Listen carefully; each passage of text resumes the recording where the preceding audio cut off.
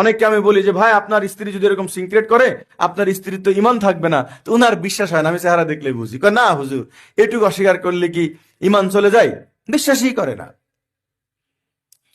অথচ এটা কোরআনের কথা। কেউ যদি এটার বিপক্ষে কথা বলতে পারেন আমাকে একটু বুঝায়েন যে তাহলিলু মা আহাল্লাল্লাহ, আল্লাহ যেটাকে হালাল করেছেন, আল্লাহ আল্লাহ তাআলা গরুর গোশতকে হালাল করেছেন।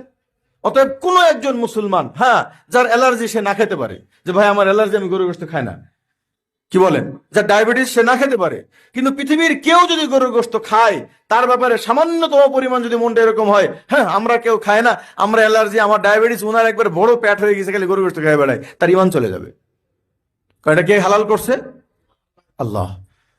দেখেন অনেকে মনে করে যে ভাই বিয়ের ব্যাপারটা এত কি জরুরি যে হুজুর একবারে লাগে পড়ে লাগছে বিয়ের ব্যাপারে, আর কোনো কাজ নাই। সব বিধান ধুয়ে এটা মোহতারাম, আমি ওনাকে বারবার বলছি যে এই ব্যাপারটাই হার স্তরের মানুষ শিরিকের মধ্যে আছে। একেবারে পীর সাহেব থেকে শুরু করে, বাংলাদেশের সেরা পীর সাহেব থেকে শুরু করে সাধারণ জনগণ সবাই এই ব্যাপারটা নিয়ে শিরিক করে। সবার পরিবারের মধ্যে এই ব্যাপারটাই শিরিক আছে, সবার পরিবারে।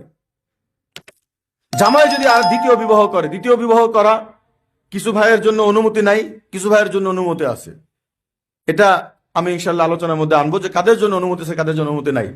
কিন্তু এই জিনিসটা কি হালাল না হারাম? তাহলে